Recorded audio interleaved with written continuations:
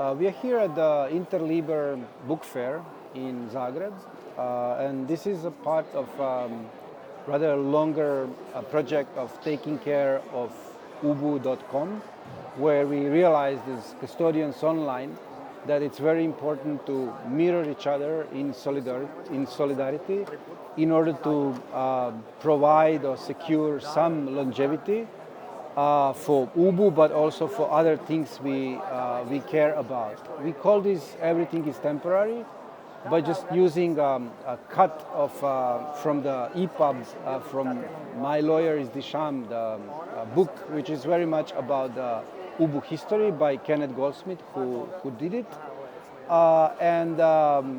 While we were thinking of how do we do that, what kind of gesture we want to do, we learned actually from Kenneth at some moment about the Marcel Duchamp gesture in 1935, where he joined or just bought himself a little desk at the Innovation Technology Fair, where he would sell his rotorelief as an innovation by him. And in some way, I think that it's really good because it also shows that it's not really about that kind of gesture. It's not just about being at the right place at the right time to succeed, but also like just to make some stories, make some memories, which we know that in the future will look different than how it feels at that moment. So for example, his success or not success was that two of his friends bought, and only the one like a random visitor of the fair actually bought the fair. In our case, it's really just like basically like a one mirror and few contacts which we got, and one mirror took us already like 4 days, because 3 terabytes doesn't happen that slow. And we invited, just to celebrate in some way, we invited Vuk Čosić to pick up his his hard disk, which was the first mirror we were doing here at this book fair. We are hiding in plain sight, right out in the open. You just have to know about us. So here are the 2 discs. One is yours, and what is interesting, we really wanted that to finish before you come. We knew that you will come on Friday, and this started on Tuesday. But it's like really like the last bits of the Ubu mirror, and we really follow some of the not necessarily idea. It's more like something which comes from our experience, and that's that we really rely on people who care. So we knew when we talked to you with your disc, we knew that you are one of us. You are like you find out about us, and others find about us through you, and then things like that. So this is just about to finish. This is the mirror, the exact copy of what is ubu.com. I must say I'm excited, but also like just calm, because that's what we do. We copy a lot of files and then we share it with the others. So, but there is a little bit of excitement about that, about doing just what we do all the time. So how do you feel? When you were coming here, how did you feel? What did you think about? Well, we have a history together, but never mind that. This is how you know about me, this is how I know about you. We share the passion, we know about the passion that we share. But we have different motivations, different entries to this world. I'm this digital artist, I guess, but I'm also a regime change hobbyist. I have this instinct or reflex to fix the world. So that's where my motivation lies. But the passion comes also from, especially for Ubu, from this idea of, actually I heard this from you first time, I believe, the infrastructure of knowledge, and of my role in this, you know. My job is to like convey the virus of freedom, you know. I have these big words to explain my existence and everything. So everything falls into place with this section. I have been looking at the doomsday preppers. For me, this is a very big reflex because I've seen a number of those silly documentaries about those poor people without imagination that buy different types of conspiracy theories and believe in imminent end of the world, go off grid and make huge collections of bottles of whiskey or weapons or both. And I've noticed in all of these, a number of documentaries I've seen, there has only been one book ever in any of the episodes, and it was, I think, this Bronze Age goat herders Bible. Right. And I thought of, wait a minute, my first reflex would be a backup of my library, and info preppers would be, in that speculation, people who hoard complete libraries, because that needs to survive. So I guess it's a mix of that plus, you know, the Islamic pre-Renaissance gesture of saving entirety of antiquity for the Renaissance white people to read again and rediscover and come up with the whole Enlightenment in consequence. I'm this anonymous Muslim who comes to Spain and discovers in some not yet burnt church some manuscripts by Plato, you know. I need to make a copy of this, man, because these stupid people are gonna burn that, you know.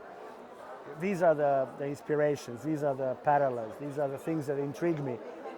But what was my emotional reaction to this idea of being this custodian of Ubu, of all things, glorious, holy land, ubu.com, you know, was the last sequence of the Fahrenheit movie, where there's all these people walking around knowing by heart, each and every one of them, one novel or one collection of poetry, and this old man teaching his grandchild a novel, because novel has to go on. It is the selfish gene kind of a thing, where it's not the genetics but the valuable text. So for me, this is my role now with this Ubu thing. Wow, this is more than nationalism. This is more than rooting for a football club. This is a true belonging and the calling and the mission. So it's fine, like you say, it's like some very calm type of ecstatic excitement. Yeah. There you go. So it's a natural thing to do. There's like no dilemma for a second if I have to do this. I know I do. That's how I see it. Yeah. This kind of like sets a little bit higher the bar. I get excited more about that. I resonate with that. And at the same time, I also try to keep calm, because the things just like collapse all the time. They kind of, So I'll tell you, I'll tell you like something which you just kind of reminded me. So there is an archive in one of the Berlin big archives libraries, no? And I don't know German, but you know, like how Germans always have like a great names for things, no? Like Definitely. when they kind of like listen, gemischt Adjektiv Deklination. Something for like instance, that. Yeah. fantastic. So that part of the archive is called like the madness something, no? The madness corner, something like that. So that's where the librarians would put the things which they kind of knew that it cannot really be in the rest of the library and the archive, because it could be embarrassing even for the ones who actually made it. So it's like you would have they said like that few of these documents would be just the last documents of someone who was great intellectually, and then somehow aging didn't happen that well and things like that. So anyway, what we were talking about is that it's very hard to justify one fact about that. It's like that part of the archive was accessed only like twice in 25 years. And the room there was like a proper expensive, like it's a German institution. Yeah. They have money. Real estate. Yeah. We don't. No? Yeah. Like, so anyway, it's very hard to explain and justify that someone went there twice, and we as a society invested a lot of infrastructure for someone to only do that. So I'm just like thinking, so when we talk about the Ubu this, no, somehow with Kenneth, when I was talking what we will do, I don't know how, but we ended up in saying that that's the Ubu for the cave, Ubu in the cave, no? And it totally resonates with preppers. You didn't, in that sense, no. So I kind of, what I would like, again, to kind of hear something like what, if you imagine yourself in metaphorical or even like a literal metaphor, like in the cave, you have this, there is no internet. Like, what does that provide? Why? What's the thing? What's the why you would? Yeah. I believe that. I hope it's not a dilemma whether humanity needs to be connected to its cultural output. I think it should. I mean, what do you do when you're alone with a book? I hope that scenario is kind of clear. But here. Understanding yourself as an archivist, understanding yourself as in a position of a person creating and caring for an infrastructure for future people, it's your kids or it's just a person you know or you will know down the road, that is part of us belonging to a community of humans. I believe, and I can actually announce publicly that my stupid telephone has 1 terabyte of storage, and it's a regular piece of consumer electronics. So by this tempo, maybe in 5 years or 10, it will be completely normal that the entirety of Ubu could or maybe even should be by default saved on each mobile phone given to anybody in the planet. Like each piece of consumer electronics should or maybe will contain the entire Library of Congress in 20 years because it's going to be a micro part of the available storage. But this is, of course, in collision with this cynical remark of how internet or the web, more precisely, suddenly opened the access to the entirety of human knowledge, and people now use it to admire beautiful, funny cat videos. There is going to be that always. But hey, one's got to believe that there will always be interest.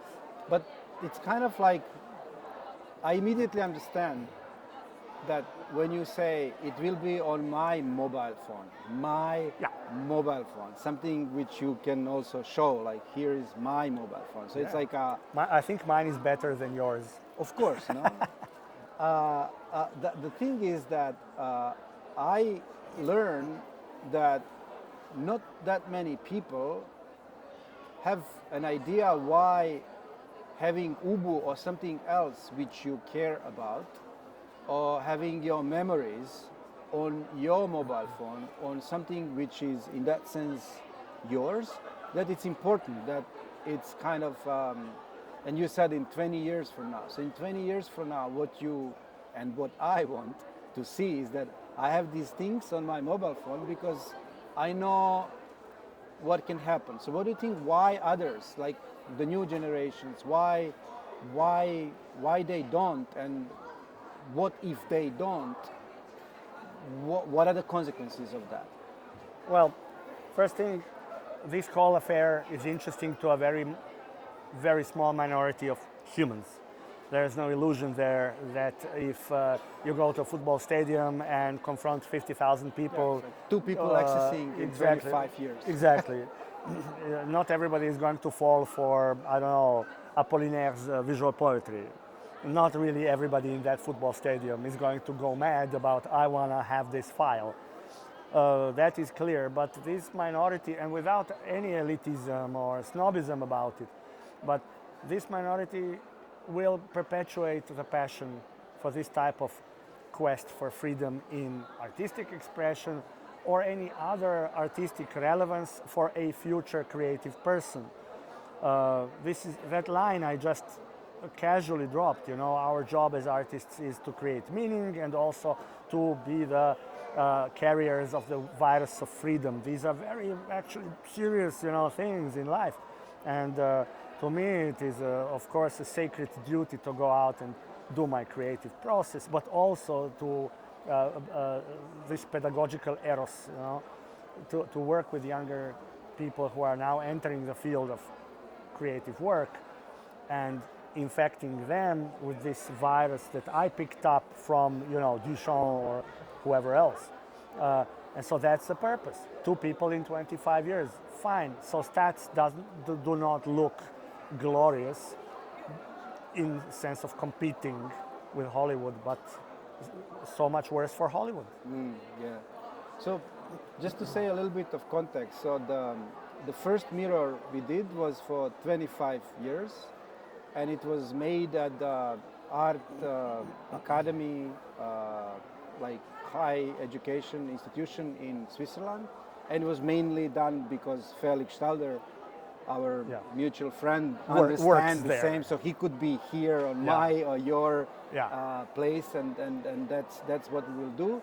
And then we were happy because we knew that there is a certain kind of stability we get by having a Switzerland institution taking care of electricity. You can say that UBU was institutionalized. Yeah, no, also that, but also not, because when the letters from the lawyer saying shut down the website come, that institution, if the right person doesn't reply, if that goes up into another lawyer or something like that, there is a chance that UBU is done. No? So what we try to do is that, okay, there is an institution there, but then there is also Vuk, and then there is another friend, and then there are also friends which we didn't know. So in that sense, how do you feel about the number of people who can take care, who care, and who will pass the knowledge, who will take care of that very interesting whatever. So how do you feel about these numbers? How do you feel about the future, knowing not only 2 people accessing that part of archive, but also very few people actually carrying the archive, It's hard to tell, but again, it is based on the idea of the end use, of the use case. I'm looking, I don't know, because I'm a senior artist now, I'm looking at these entirety of people's careers and of peaks of relevance, and I'm looking at friends who were of my generation, or even all the digital artists who are now having the 2nd or 3rd or I don't know 5th youth because of this crap NFT, and all of a sudden everybody's a digital artist, and then they're, after the first few weeks, decided to look back and see who else did it. And that looking back is very precious, because then they discover islands of resistance, pockets of resistance, people who never gave up, people who simply had it in them to continue to work, or simply to care for their own archive and of their generations. So this thing belongs to this slightly revolutionary, mildly sexy, but still interesting 90s generation of early adoption of deep fundamental value system of early internet. And every several years I see new kids looking back at that ethos and coming out of these discoveries with big shiny eyes. So I'm not a pessimist that we are like these last Mohicans, far from it. It is true, there's very few people of our age group that still kind of believe strongly in this, but it is like with early futurists before the First World War, Marinetti would sit in a car, go to Moscow, and how did they know about each other? How did they get organized to meet the Russian and the Italian futurists? But the bond was strong enough, and it's maybe about that. How you recognize the affinity group, even if it's made of 5 people, that becomes good enough for the idea itself, for the values to survive. And here also, I'm not at all pessimistic, not just because the storage is getting cheaper and larger every 5 years, it's becoming more and more like a joke, but also because I see the interest. So we're good. Yeah. If it's 15 or 50 people now, for the next 20 years we are super safe. For the 50th anniversary of UBU, we're super safe. That's totally how I see it. And look at the contents of UBU. All of that stuff has massively survived the test of time, there's no dilemma. Let's not just waste any energy on that. So that part is check. Yeah?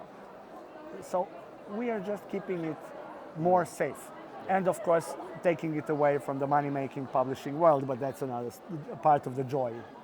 There's one more thing which I feel like maybe that could be also the last thing we say in this interview is about the gesture to go for something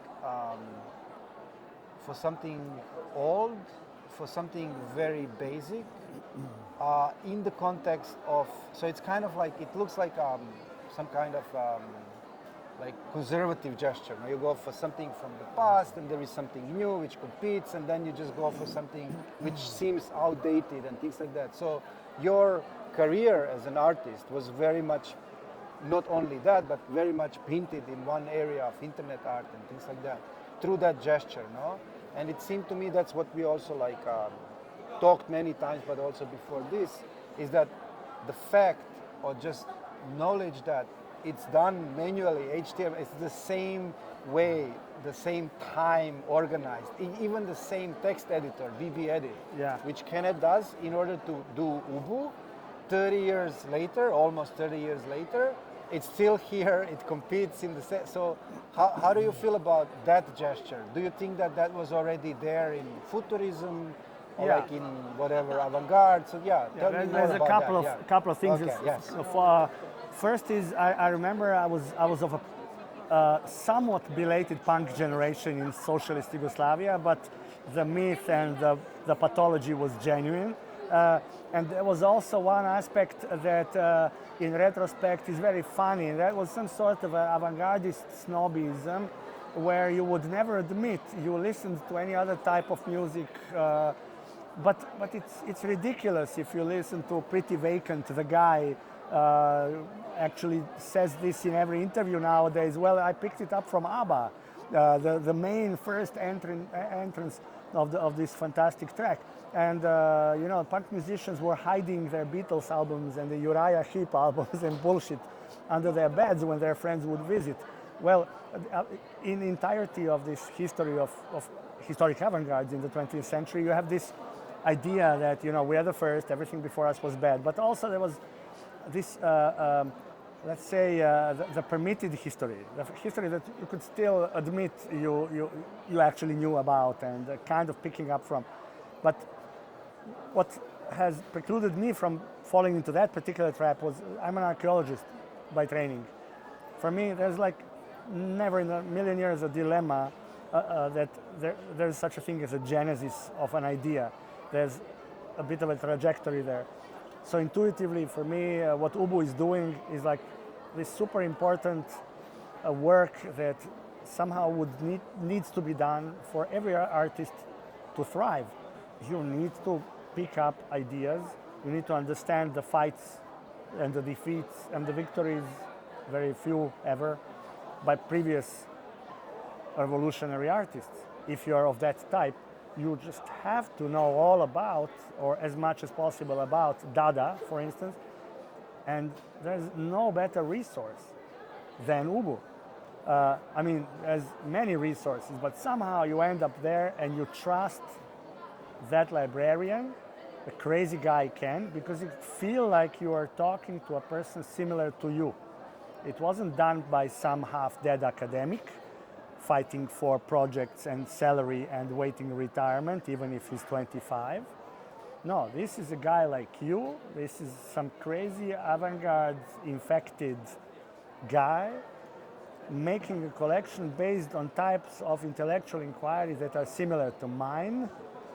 And when you sense that, nothing else matters, as very big poets from Metallica once said, right? To quote some classics, no? Which is, again, a proof of how us punks can be inclusive, no? Yeah, just like I can actually quote Metallica. In plain sight. Yes. And that aspect is also very sweet. This entire, I'm now romanticizing this avant-gardist reflex in a creative person. This thing is, again, such a minority preoccupation. that I believe, even though there were incidents of attacks against shadow libraries, that Ubu is kind of safe because it is commercially so not intriguing, and it has such a clear moral high ground that I'm not expecting big trouble that we are using as a pretext to make mirrors. I actually don't expect them, but it's sweet to do these mirrors, and we should do more. We will see. There is also like there is a gesture. So like the mirror which we did with Switzerland happened a little bit before than the mirror which was done by Library of Congress. You know? But Library of Congress did it without really like making it available or something. It's more like here we are. We did it, it's here, you can be sure that at that moment that was like preserved, and we will see how much we can rely on them, but we also continue to... us pirates, Yes, around them too. It is hard, it happened to me just recently, ages ago, 25 years ago, I've done this copy of Documenta website, and it was a big deal thing, famous. And now there has been, people still mention it here and there, this whole seasoned trauma of NFT. I think it's gone, but still. And I have noticed that somebody somewhere has minted my piece, Documenta done, which I stole. And my reaction to see that for me was a very good test. And my reaction genuinely was like, oh, fuck, amazing. This is fun, this is good, this is how it should actually work. And I believe that seeing that the Library of Congress or any other national library in the world makes a copy of ubu.com without even asking or mentioning, telling anyone, I think that's implicitly they said, but they didn't say it publicly. Yeah, like they said to Kenneth, like, hey, we did it. Yeah, that's fair. That's also nice. But thanks God it happens. Yeah. And we all know that the best collections of avant-gardes always happen when an artist dies and they find stuff in his house. It's never curated or archived in real time. It only happens later, in retrospect. And that's a destiny. And we always read somewhere, to see an artist being discovered after death, that's such a thing from the past. Now we know everything in real time, but it's not so. Yeah. And Ubu is proof of that. And this attitude towards Ubu now, the attitude we're discussing and sharing now, is something that is going to become clear only at the 50th anniversary of Ubu. Because today, even for us, it's relatively hard to clearly articulate and explain to other people that are not belonging into this cult. They don't see value in it. That's why there's so few of us. But I'm confident in time it is going to be easier to understand as an avant-gardist gesture, because it will also have a patina of something done 20 years ago. True. It's going fast forward and fast backwards in the same sentence. I apologize. I made it complicated now. Yeah. No, that's what we are trying to do here. Now, like we go back and then back to the future.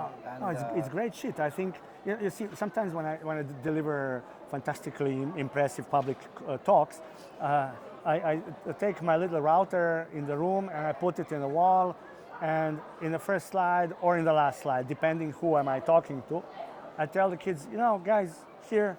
By the way, if you log into this little router called Read More, you can actually download all of the books I have quoted in this talk and the complete works of those writers and documentaries about them and the films where they show up.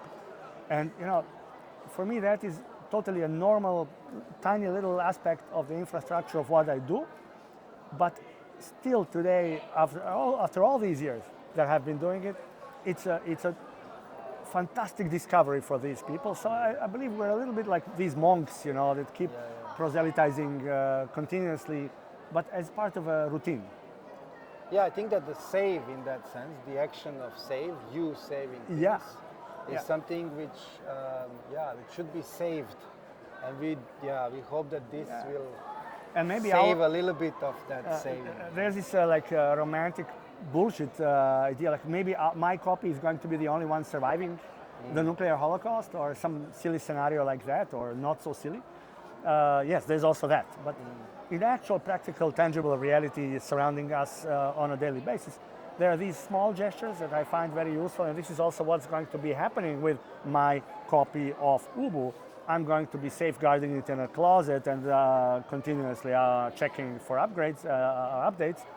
But as a matter of fact, I'm going to find use in my daily, you know. I might put it on my home Wi-Fi, and whoever passes through my part of town under my house can sit on a chair and download, for some reason, from that copy and not from ubu.com. And for me, that's fantastic.